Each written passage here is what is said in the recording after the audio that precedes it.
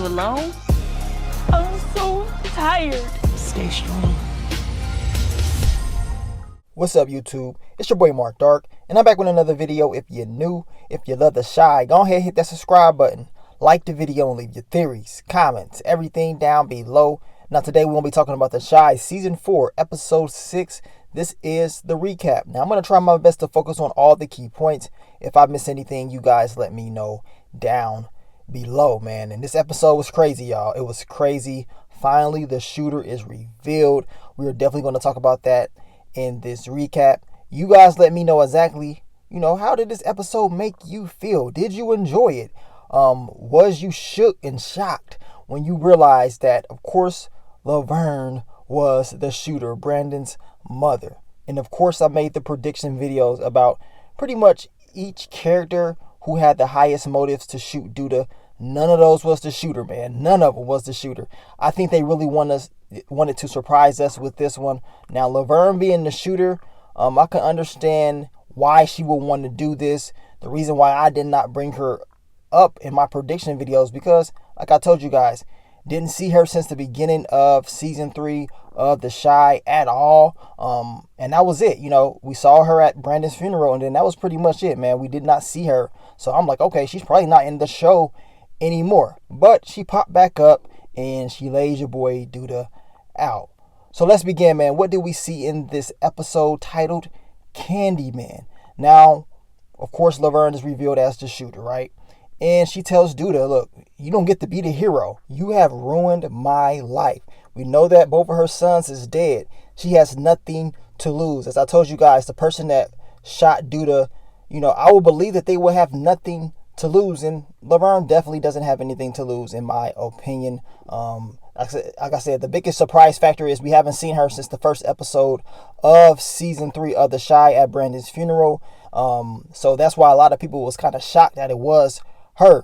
I truly believed it was going to be somebody that they showed us in that very first episode of season 4, and then they would make us kind of figure it out like a murder mystery, but that was not the case. But I'm gonna tell you right now, I still believe that she had help. We're going to see if that's the case, I guess, before the season ends. Now, as far as her getting help, we know that Tracy and Laverne both was in that mother's group in prior seasons of The Chi. So we're definitely going to talk about that later on in the week and break down that storyline a little bit more in detail. But in the episode, the first person up there is, of course, Rose.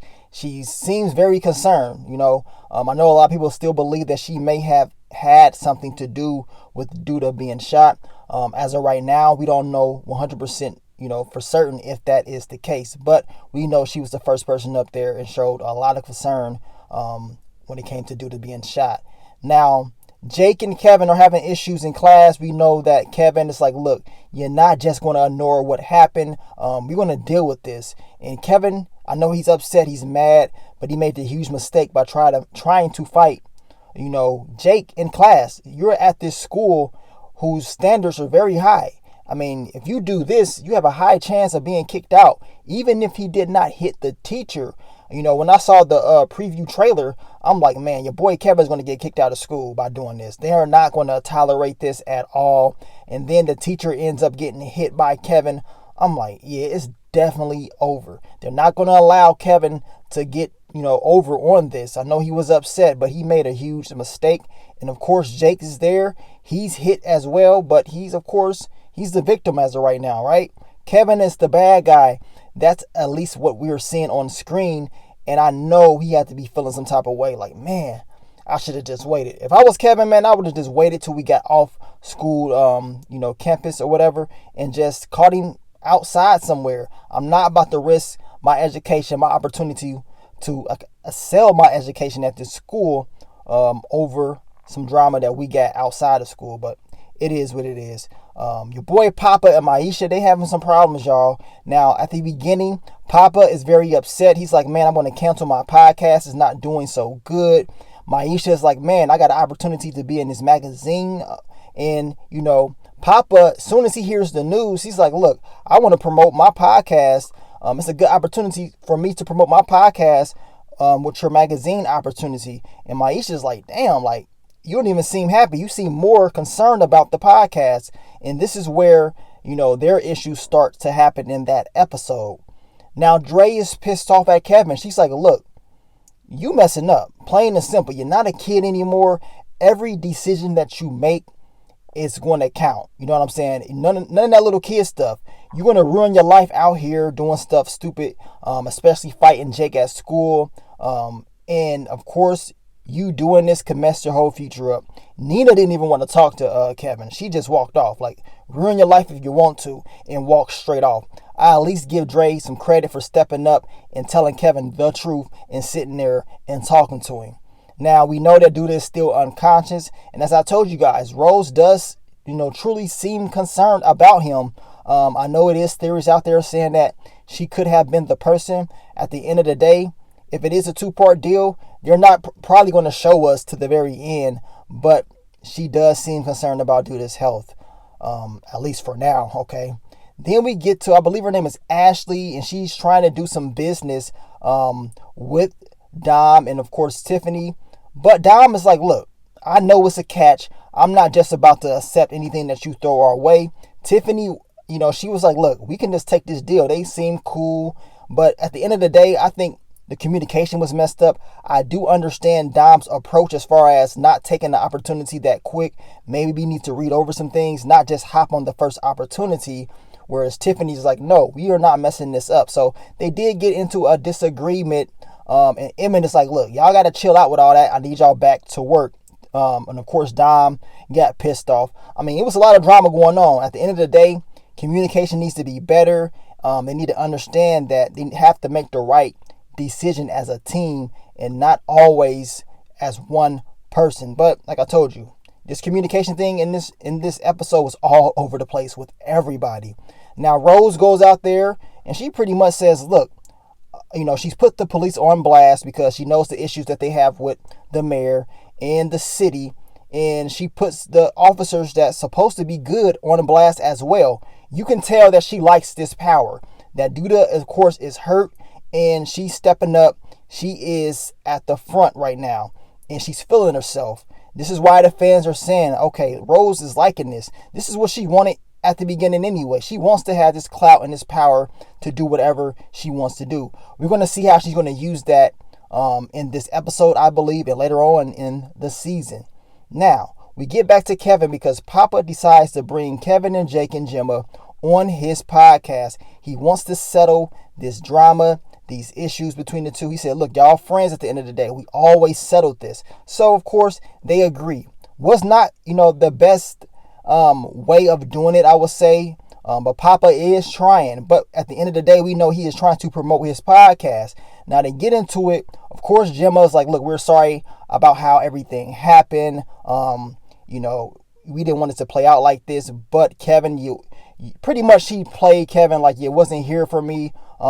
At the end of the day, I understand Kevin, of course, was not there for Gemma like that at the beginning of the season. He was going through some things mentally, and he still is going through some things mentally, right? The main thing about this whole thing is this. Jake and Gemma went behind this man's back. Plain and simple. I don't care if he wasn't the best boyfriend or not. You went behind Kevin's back and you played him. Plain and simple. Regardless of what mistakes he's made with you, for Jake to be his boy, you don't do that. As Kevin told them, he told Gemma, I guess you're going to be a homie hopper. So homie hopper Gemma didn't like the truth. It's the truth. At the end of the day, Kevin is going through some things, so he's not in the best state of mind when it comes to being in the relationship. He does love Gemma, but at the end of the day, as I told you guys, regardless of what happened, Gemma and Jake, what they did was straight up foul. Plain and simple. Kevin could have been the worst boyfriend ever, but for you to go behind his back, for Jake to go behind his back, to link up with his girl, you just don't do that. You know what I'm saying? You don't do it. Just break up with him and choose someone else. Plain and simple. But they didn't do that approach. Of course, Kevin got pissed off and walked out. I know a lot of people are pissed off at Gemma. They don't respect her no more. She's homie hopper Gemma. At the end of the day, that's exactly what you did. You can sit up here and say Kevin didn't do this, Kevin didn't do that right, which at the end of the day, I believe the majority of the fans were saying the same thing. Like, man, Kevin keep kind of pushing Gemma away. I mean, which was understandable because the dude was going through so much mentally. And I want you guys just to think about all the stuff Kevin has been through throughout the whole series of the show. He has been through a lot, a whole lot. So, of course, it's going to be times where he's not at that mental level to deal with this relationship. At the end of the day, we know that Gemma still did what she did, regardless of probably being aware of Kevin's issues. As she told him, you're going through something. Well, if you know he's going through something, how about you be there for him? I mean, I know you say you're going to be there for him and you'll do this and that for him, but going behind his back, messing with his homeboy, that's not being there for him. At the end of the day, we know that this whole Jake and Gemma thing, realistically speaking, I don't know how they're going to write it out in the show, but realistically speaking, this would never work any damn way. Jake disrespects Gemma a whole lot. She's too thirsty, as Kevin said in the last episode. I mean, it won't work, plain and simple. I just don't think it will. We're going to see how this all plays out. But of course, this storyline was all over the place. Hopefully your boy Kevin can bounce back, because he went through it once again in this episode. And Papa kind of took what Maisha said to heart, as far as you may start out with somebody, but that doesn't mean you're going to end up with them, right? He took that to heart. He peeped game. He said, you know what? That's towards me. And Maisha told him, you got to stop taking stuff personal. As I told you guys, Maisha and Papa, they're going through it in this episode, and we really haven't seen them have issues like that in the past, for real, at this level.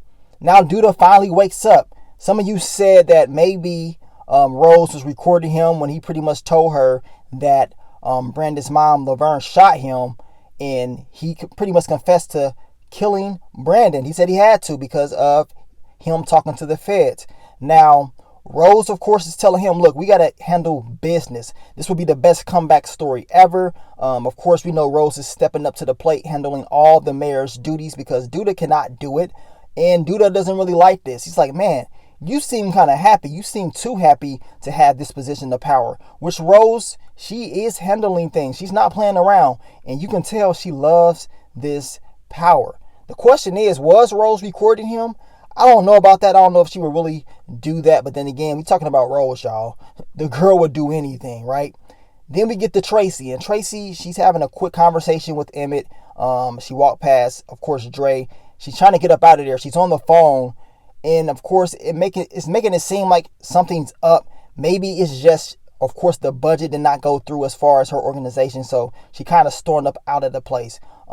Dre is telling Kevin, look, I need you to be here. You got to support these people, especially since the stuff that you pulled off at school.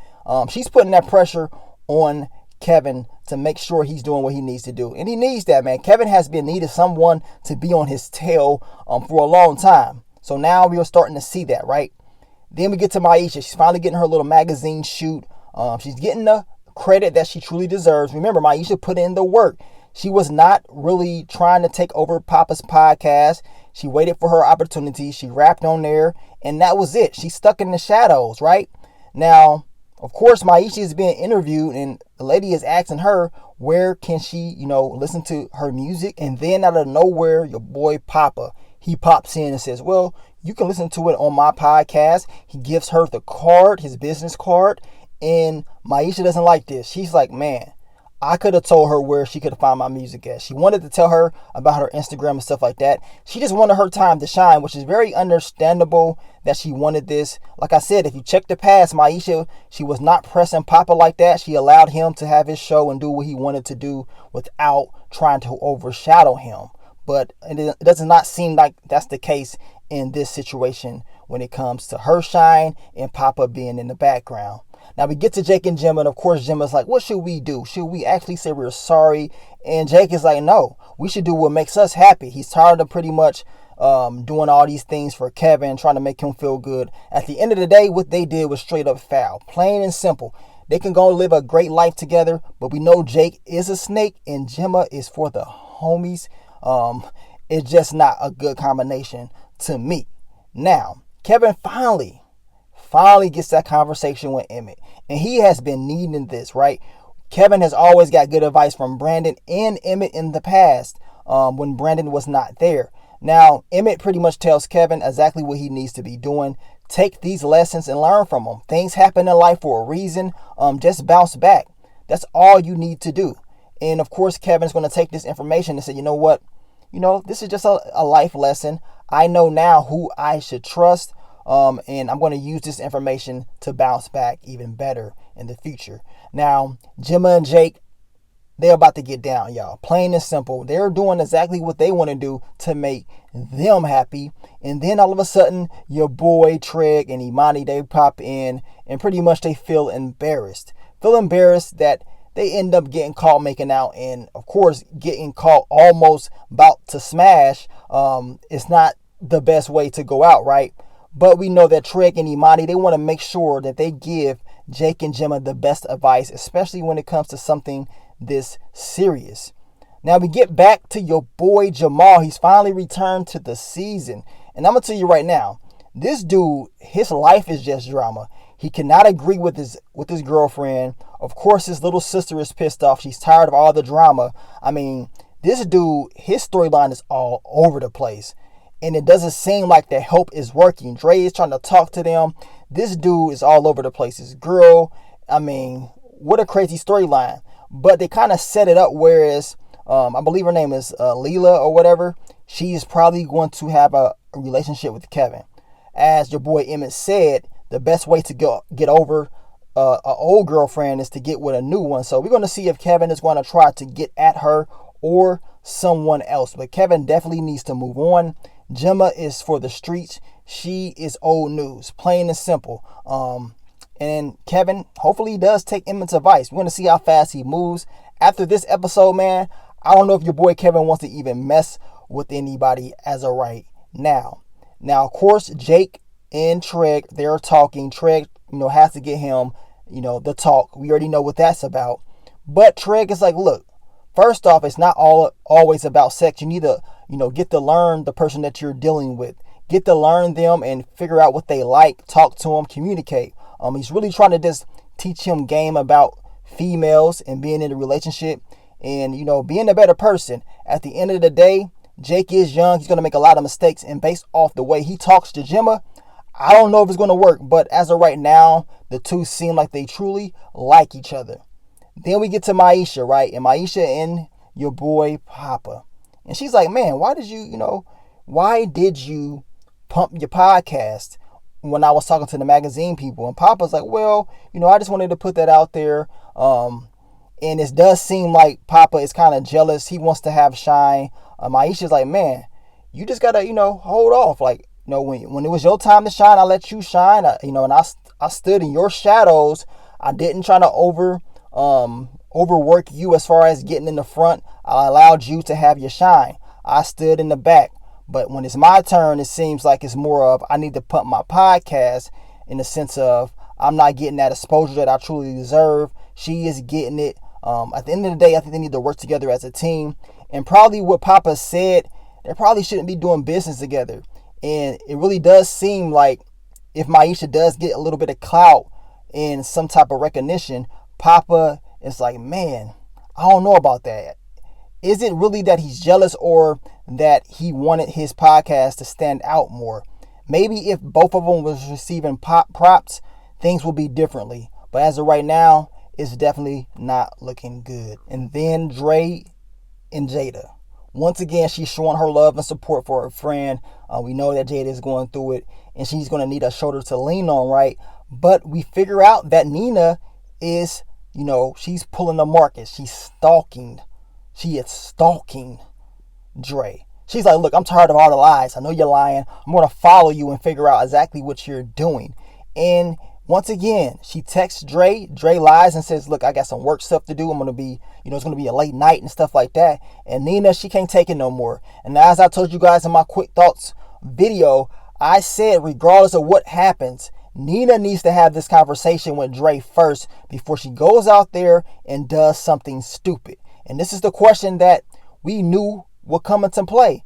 If she would go out and do what she wanted to do before figuring out the truth, well, that's exactly what Nina did. She didn't know the full context of why Dre was hanging out with Jada. Even though Dre was lying, you need to have that conversation with her at first instead of going out there and making stupid decisions. Now, Imani and Treg, they decided to give some good advice, right? Now, Imani, she is giving some good advice to Gemma, telling her, always give consent before anything happens, protect yourself, stuff like that. That's pretty much telling her she needs to just be careful when it comes to getting physical in any relationship. We see your boy peeping Tom, stalking Marcus come up in there. Now, I got a question for you guys. How do you believe this guy feels about his daughter being Jetty, being for the homies? I know he knows because he saw Kevin on the camera, right?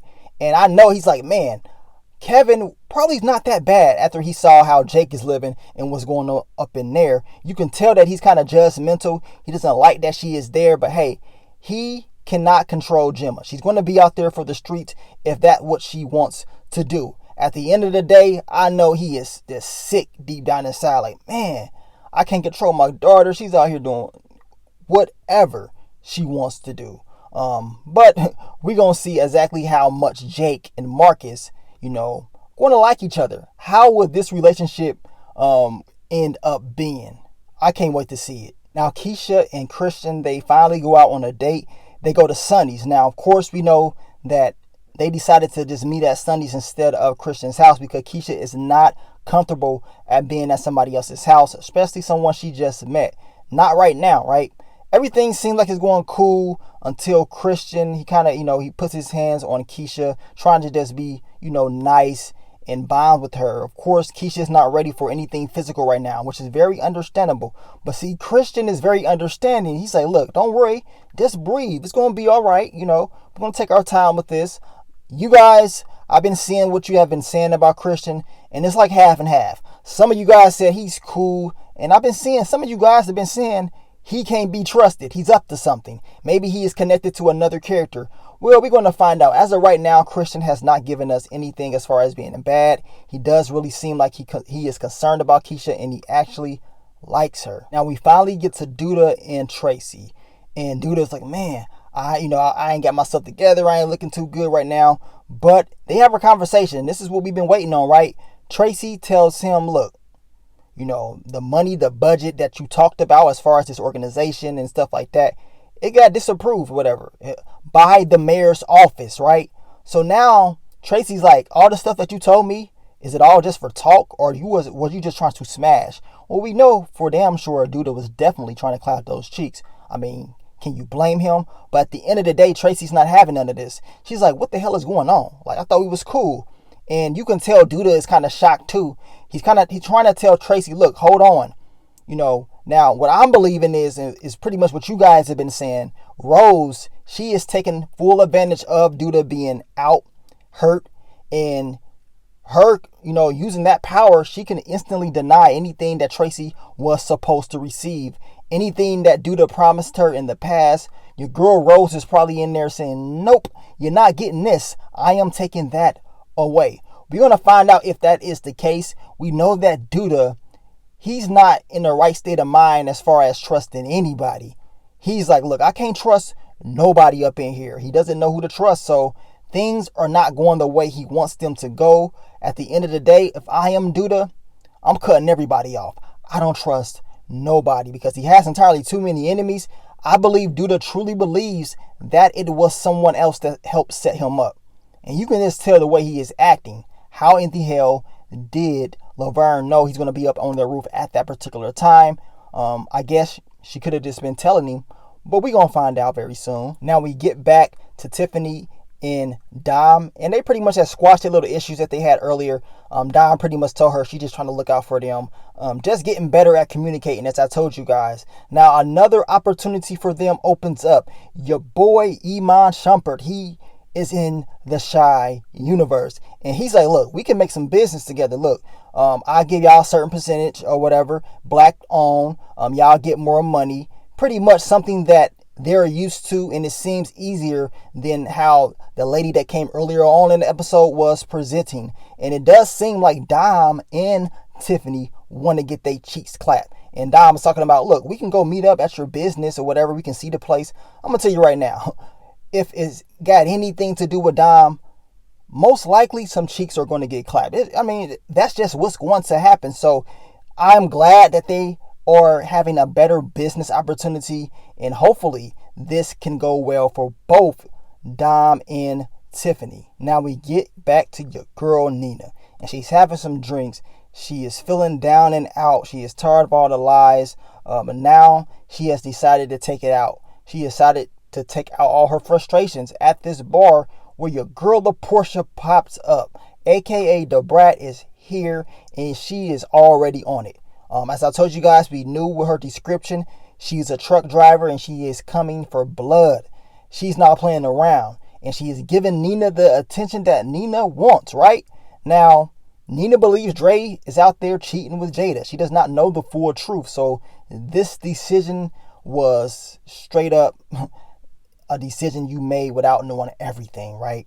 Now, they was playing that Anita Baker. I'm like, okay, I ain't gonna lie. This scene right here, even though it was messed up, this was a hell of a scene, man. That Anita Baker, it had your boy reminiscing. This was it.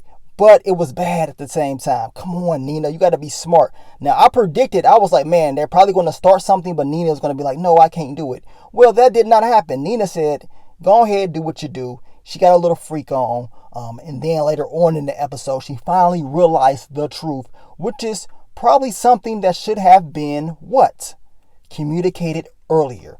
As I told you guys, these guys cannot communicate. It's like a lack of communication throughout the whole show with everybody. I just don't understand why Dre will wait this long to tell Nina the truth. I understand she wants to be there for Jada. At the end of the day, Nina's decision making was wrong. She should have never messed with LaPortia without knowing the full details of Jada and Dre. You just don't do that. Now Dre tells her Jada has cancer. I mean, damn, it took you that long. Like, why? You would she would know the truth now when Nina already went out there and got topped off, right? It's too late now. You know what I'm saying? As I told you guys, this decision that Nina had just made is going to pretty much cause some deep, dark issues within their marriage. It's going to be challenging, very hard for them to get through this. I believe they will get through it, but man, it's going to be a tough one, y'all. It's going to be very tough.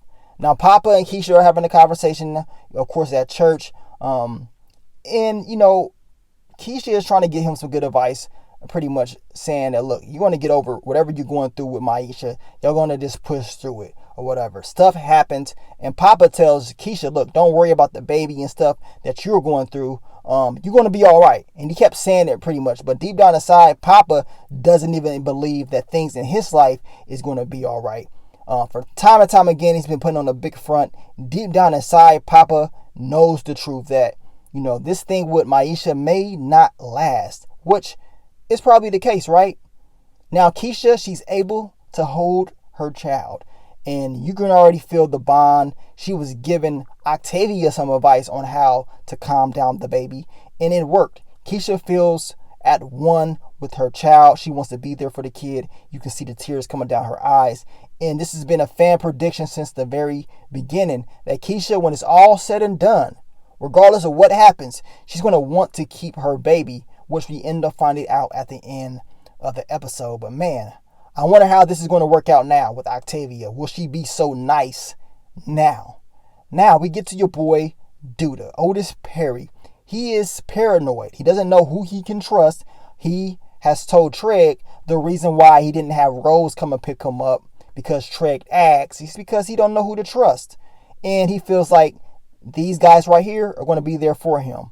Well, that's probably right. And Imani is telling him, well, trust is not free nowadays. And Douda understands this. But he's going to do whatever it takes to get that trust. And having Treg on his side, I guess it actually paid off. Imani wants something, and we know she's already going to say, look, we need to stop what's going on in that trap house.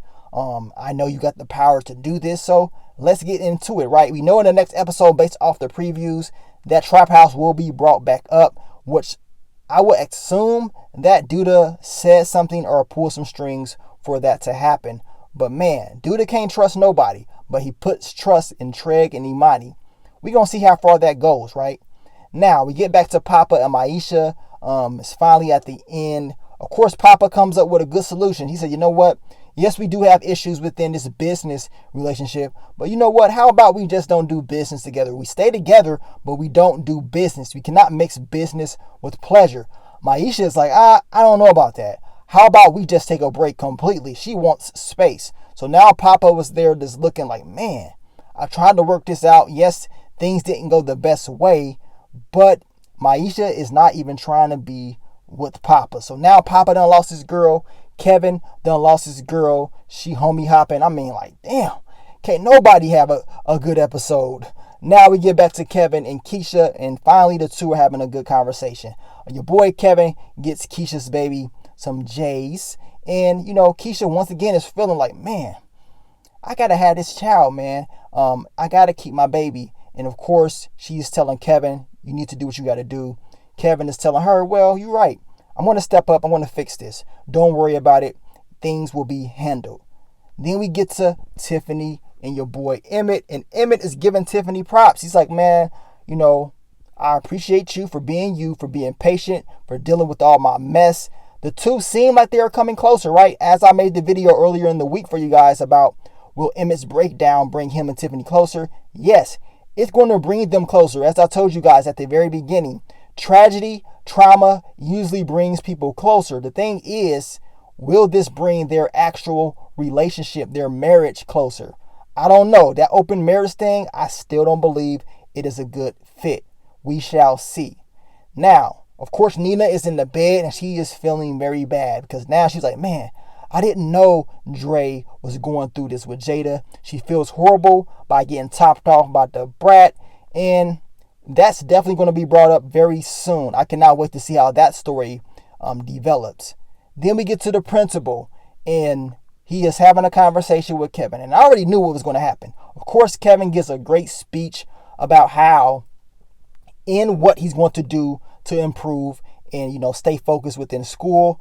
But the principal said, look, he appreciates everything Kevin is talking about, but this school has a zero tolerance. They can't have him there no more. So Kevin is not going to be at this school anymore. And it's sad, man, but we knew this was coming once we saw Kevin getting into a fight with Jake, hit the teacher. We knew it was over, right? So now Kevin's going to have to figure out a way to go out there and adjust and, of course, make it. It's going to be tough for Kevin, man. He's been having a very, very bad season. As I told you guys, the whole police thing seemed like it affected him more than Jake. Then we get to Jada, and of course she's still going through the struggles.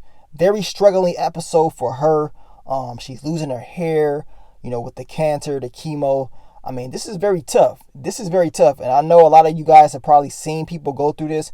I've personally seen what this thing can do. And it's deadly, man. It's really sad to actually have to watch it and to see it. But hopefully Jada is able to pull through. As of right now, her struggle, her journey is not looking very well. But, it's a long journey to go. We're going to see what Jada is going to do down the line. We get to the end of the episode. Your girl Keisha, she goes to her mom, Nina. Nina's already pissed off about everything that she's been going through. Tells her mom, look, I want my baby back. She wants her baby back. And I ain't talking about baby back ribs. She want her baby back. And Nina's like, really? Really? Nina, she didn't want none of this to happen anyway. She didn't want Keisha going through this. She wants to make it as easy as possible for her daughter to go out there and succeed in life. But Keisha is like, yeah, I need my baby back. We knew this was going to happen, y'all. We already been talking about this. It's going to get very interesting. As I told you, Keisha want her baby back. That's cool. But how would Octavia act? We know it in the previews. Nina is going to be telling Keisha it's going to be some issues with this. And it will be issues. It's not going to be as easy. It's easier, I guess, said than done, right? We're going to see what's going to happen within that storyline. It's going to open up even more. When it comes to your boy Douda, the shooter was revealed. It was Laverne. The question was, or is, as of right now, did Laverne have help? Who knew about the roof? As I told you guys, it's rather a couple things that could have happened. Someone told Laverne exactly where Douda was going to be. And that someone could have been Rose. I've been seeing some of you guys have been saying that. That someone could have been Tracy. Remember, Rose wants all the power. Did she really pull all this off just to gain some power? You know what I'm saying? Could have happened, right? We're talking about Rose. He's already showed you in the past he's willing to screw over Douda. But shoot him, that's a whole nother level. Was she willing to do this? Tracy. Remember Tracy and Laverne. They had a connection in the earlier seasons. The mothers group that they had, that they both were in. They kind of connecting. And we're going to talk more about that later this week. But they have a history. Did Tracy tell Laverne where Douda was going to be? We know for a fact Tracy knew where Douda was heading, to the roof. He told her that. Could Laverne have got that call from Tracy and said, look, he's going to be on the roof. Go up there now. Well, I guess we're going to wait and see how it all plays out. And my question for you is, it's crazy how Rose was the first person up there on the rooftop. Where in the hell was Tracy at? Especially for a person that was supposed to be meeting you on the rooftop anyway. Why didn't they show Tracy rush up there and, hold Douda like that? That's a good question to ask, because it's whether Tracy is set back and waited for the shot to get fired and then wait for Douda to get pulled out by the emergency team, or, she didn't know anything about it. Or Rose could have did this shit. At the end of the day, as I always told you guys, I truly believe someone else was a part of this. And that someone else is probably one of the two people that I just mentioned. But then again, peeping Tom, stalking ass Marcus could have also told someone. But he doesn't have any type of connection to Laverne. What character has a connection to Laverne? Well, that's Tracy. And that's not an opinion. That's a fact. Now, does Rose have a connection to her? I don't really know about all that. But we do know Tracy does. But you guys let me know, man. What do you think about the episode, man? Leave your theories, predictions, everything down below. Stay tuned for tomorrow, man. We will be dropping the What to Expect video for episode 7. And as of right now, as I told you guys in my quick thoughts, early impressions, I believe the next episode will not air until 2 weeks because of the 4th of July holiday. And I'm going to announce this in my What to Expect video tomorrow. I know a lot of you guys have been asking, where's the playlist? What songs is playing in the episode? They usually drop on the Shy Instagram page. I think it was like a day after. They usually drop the full playlist to all the songs for the episode. For all my people out there that's been asking, what song is this? What song was playing at this scene? Well, just wait until the next day, and they will give you the full playlist, and they actually show you when the song was playing on their Instagram page. But at the end of the day, you can just go to the playlist that they put up and play the songs until you hear the song that you want to hear. But I just put that out there for you guys because I know a lot of people have been asking what songs are being played. But so be it, y'all. But thank you for all the love, all the support, and I will catch y'all on the next one. But let me get on out of here, man. It's your boy Mark Dark. I'm out. Peace.